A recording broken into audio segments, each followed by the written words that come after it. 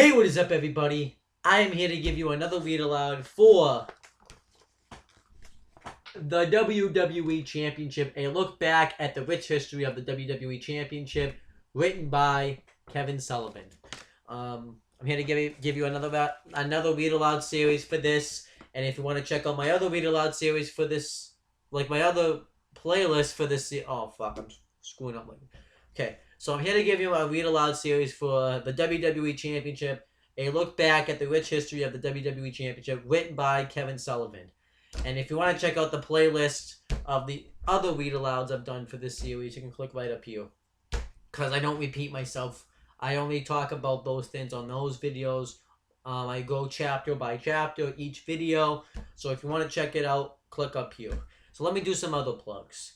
If you want to check out the Master Soy Wrestling Corner, you can click right down below. It's hosted by me, James the Heatman Hebert, and Ori Dre, and yeah, it's a lot of fun. We sit down and talk about the week of professional wrestling, of what's happened, mainly WWE. So if you want to check it out, you click down below. We're going to be coming up with the newest episode this Friday on October 2nd, 2015, I believe is the date. Let me make sure. Yeah, October 2nd, 2015. So that's going to be the next episode of the Master Soy Wrestling Corner. Make sure you know that. And if you want to check out any other future content from me on this channel, you can click right down on the left-hand corner to subscribe and get future content videos on this channel. And if you want to subscribe to my other YouTube channels, Owen the Talkinator right over here. I talk a lot about non-wrestling things. I'm going to try to stop posting more videos on that channel. And if you want to check out my other channel, CM Brothers right here, where I talk about both wrestling and non-wrestling things, that's a lot of fun too. And two other channels you can subscribe to is my friend James the Heatman Hebert has two YouTube channels, and they're going to be somewhere on this video. One is called James Hebert. He makes custom Titantrons of professional wrestlers, and he does vocal voiceovers for songs that are out in the world, so that's a lot of fun. And you can also check out his Way Me Through Wrestling channel, where he's holding a 32-man tournament to crown the first ever WYW champion using WWE 2K14. And I'm one of those people in that tournament, and I am going to win the whole thing and become the first ever reigning and defending WYW World Heavyweight Champion. And my character's all created. It's all set up. I played as him on Friday, so that's a lot of fun. And that's about it. I think that's everything I covered. So now that I've covered everything, let me read another chapter in this book. I forget what chapter it is. I'm on chapter 16. And this chapter is called Diesel Power. And here's a picture of what Diesel looks like for those non-wrestling fans out there. But if you're a wrestling fan, you know who Diesel is. It's Diesel. But you're going to find out who Diesel is as I read on in this chapter, for those of you who don't know who he is. So let's start reading. So it's chapter 16. I don't know if I said that. Bob Backlund's first WWE Championship reign will forever be remembered for its length. Unfortunately, so will his second. That's not good. A mere 3 days after defeating Bret Hart for the title at Survivor Series, Backlund lost the gold to Diesel. Standing nearly 7 feet tall and weighing over 300 pounds, Diesel, real name Kevin Nash, certainly looked like a successful superstar. Prior to his WWE debut in 1993, however, his career nearly... No, wait. I screwed up. His career never really reached its full potential, largely because WCW saddled him with one horrible persona after another. He debuted, that happened. It's about to tell you about these personas. He debuted as a tag team competitor named Steel. When that didn't go anywhere, they gave him silver hair and renamed him Oz, coincidentally, he was managed by Merlin the Wizard, so that's pretty bad. Finally, when the Wizard and Oz failed to... Yeah, you see what they did there. But finally, when the Wizard and Oz failed to gain any traction, he was repackaged as Motspur... I don't know how to say these words. Vinny Vegas. Again, the persona wasn't able to garner any positive feedback from the fans. So yeah, Kevin Nash had no success in the early WCW days. He had no success. They kept giving him bad personas, and they didn't go anywhere. So they pretty much were sabotaging Kevin Nash for no reason. When I first arrived at WCW, I was in shape and had long black hair. Remembers Nash. The first thing they did was give me a mohawk haircut. Gee, that's brilliant. Take a decent looking guy and make him as ugly as possible right off the bat, sorry. There was actually a right time when I was going to quit and go back to being a bouncer. I just didn't think success was going to happen. At the time, there was so much nepotism going on in WCW. Everyone had a kid that they were pushing. And if you weren't in the good old boys crew, you weren't going to get looked at. So yeah, pretty much like, I guess if you had a kid, I don't know what that really means, but you know, I guess maybe like if you were in the fan, if you were related to somebody in there, but yeah, they just had no interest in pushing Kevin Nash pretty much, and Kevin Nash did talk about that too, how he was gonna quit, when he was doing his Hall of Fame speech, how he was gonna quit WCW, and he didn't really want to be a wrestler, and he only really wanted to be wrestler for money. That's really the only reason. At least he can admit that. I talked about that in his Hall of Fame speech, so I'm not going to talk about it here.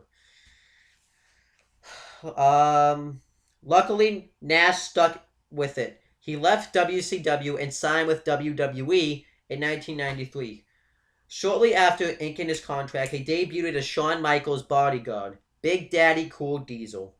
The change of scenery was exactly what he needed. Despite spending much of his first 6 months in the shadow of HBK, fans could tell he would become a breakout star very shortly. And I bet he was happy about that. That Diesel got to at least have some shine, because I think that the fact that Shawn Michaels was hiring him as a big guy and as his bodyguard, that proved that he was a force to be reckoned with. So, let's continue. Diesel's first big break came at the 1994 Royal Rumble, utilizing his size advantage. He tossed out an amazing 7 superstars, including Scott Steiner, Owen Hart, and Bob Backlund. I remember standing there in that empty ring. There was about 1 minute before the next guy came in, and the whole arena was chanting Diesel. For the first time in my life, I thought, oh my god, this is really going to happen to me. Diesel was the shit after that. It doesn't say it, but that they were already planting the seeds that Diesel was going to be a big star by having him have an impressive performance in the Royal Rumble that year. That's already like a sign right there. So that's pretty cool. A few months after the Royal Rumble, he captured the Intercontinental Championship, defeating Razor Ramon on an episode of Superstars. He followed that up with a World Tag Team Championship reign alongside HBK. Diesel's stock was rising faster than anybody had anticipated, and by year's end, he had earned a WWE Championship match against Bob Backlund. Which was cool. Everybody was liking Diesel. His stock was rising, so that's the right time you pull the trigger and push him up to the main event championship. It's so simple. So let's continue. The match took place on November 26, 1994, at a non-televised live event at Madison Square Garden. Those who elected to take a quick bathroom break prior to the start of the contest witness history. I pretty much the same. You're gonna see what I mean by that, because I read that. Let me read that again. Those who elected to take a quick bathroom break prior to the start of the contest missed witnessing history. There we go. I don't know. I read something on there. After a kick to the midsection and a jackknife powerbomb, Diesel covered Backlund for the win, and all the match lasted 8 seconds. I'm not really a fan of that. That kind of made Bob Backlund look weak. I think Bob Backlund and Diesel could have had a solid match right there. Now that I think about it, though, I'm still not a fan of it, but maybe they wanted to make Diesel look like he was a dominant force, so winning the title in that fashion. But that just kind of made Bob Backlund look weak just because he was small.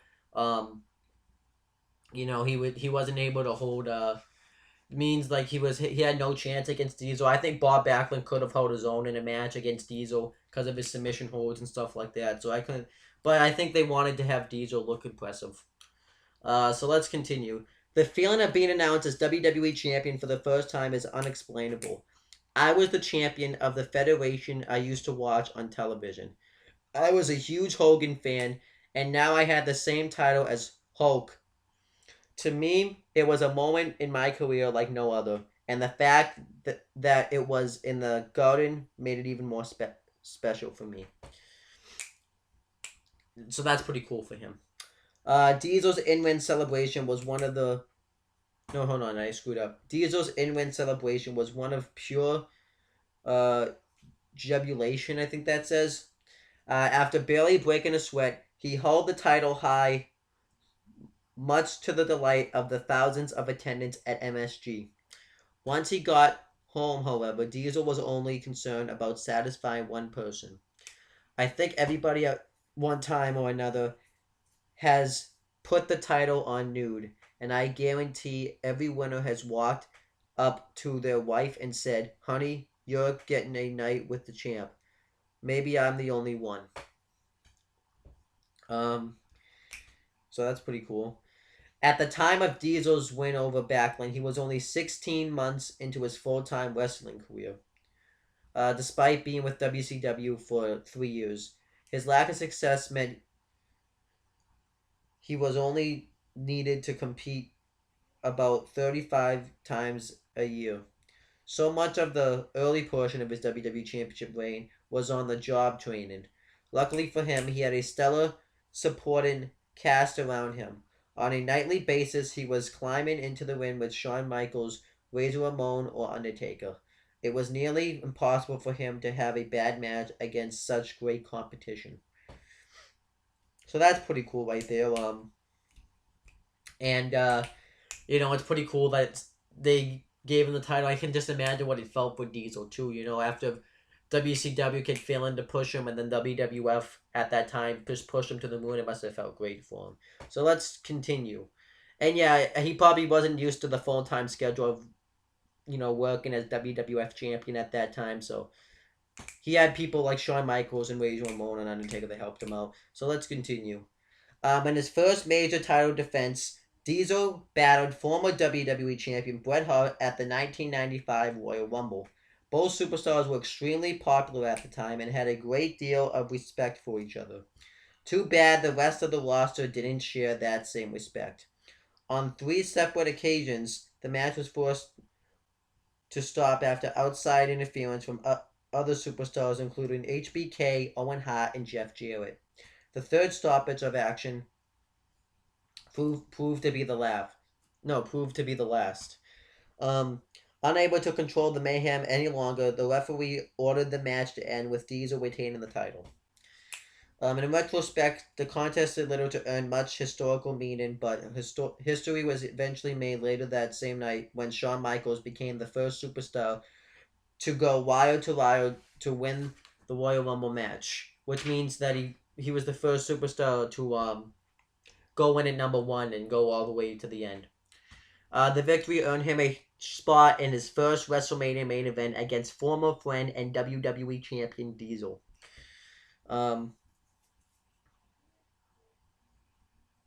But yeah, I don't really agree with that they did so much interference in the Diesel Bret Hart match at the Royal Rumble. But that was pretty cool that Shawn Michaels had that big moment where he was where he entered at number 1, and that made Shawn Michaels a star right there. So let's continue. We worked so much together prior to WrestleMania, but never really against each other, says Diesel. Then we were in Europe and we had a couple matches before coming home toward Mania. We were just missing a little something in those matches. Then we worked together in Berlin. It was about 30 minutes and it was dead on. Sean had great matches with Scott Hall and all the other guys, but this was our first great match. According to Diesel, they were unable to recreate the same magic. When they battled at WrestleMania 11, nonetheless, Big Daddy Cool was able to defeat Shawn Michaels with a Jackknife Powerbomb, which I don't agree with. I think Shawn Michaels should have won that. So let's continue. Following WrestleMania, Diesel steamrolled over HBK's other former bodyguard, Stid, in the Lumberjack match at In Your House 2, and he picked up a decisive victory over King Mabel at SummerSlam. At the time, SummerSlam was one of WWE's Big Five pay-per-view. It still is pay-per-views. Royal Rumble, WrestleMania, King of the Ring, and Survivor Series were the others, which meant a big payday for the champ. I bought a 1993 Bronzo with my SummerSlam check, and I still have that same Bronco. I was never able to drive and intoxicated because of my size. By late 1995, Diesel had earned the distinction of being the longest running WWE champion since Hulk Hogan's second reign, which started in April 1989. Unfortunately for Big Daddy Cool, however, his epic title reign would never see the new year. On November 19th, 1995, just 1 week shy of his 1 year anniversary of becoming WWE champion, Diesel lost the gold to Bret Hart in a no disqualification match at Survivor Series. The lax rules made for a brutal battle. On that present day, fans might call a hardcore match. It was this unique atmosphere that helped make the contest so memorable, even years later. Yeah. So Diesel lost the title. I heard his title reign really wasn't that great. It made sense why he was champ because of his size and all that stuff. Yeah, I hear his title reign was pretty bad. So this is Bret Hart saying this. I always thought it was Kevin Nash's greatest match. He told me that it was the best one he ever had. It was a really good ending. It was before the hardcore endings. No, it was before. Yeah, it was before the hardcore endings you see today. It really did catch everyone by surprise. Everybody by surprise. And before that, nobody expected me to go crashing through a table. So before I continue, here's Bret Hart and Diesel's match from Survivor Series when Bret Hart about to hit him with a chair. I can honestly say that table didn't have any give. When I go back and watch it, as soon as I went through the table, you can see the whole crowd rise up at the railing. They knew that something monumental had just happened. If you were a fan of Kevin Nash or Bret Hart, the match lived up to all expectations. It was a closely fought dogfight that made you respect both of us at the end. And I definitely will check out that match at some point. So then this is Diesel saying this. To this day, it's one of my 3 favorite matches I've ever had. I never had a bad one with Bret.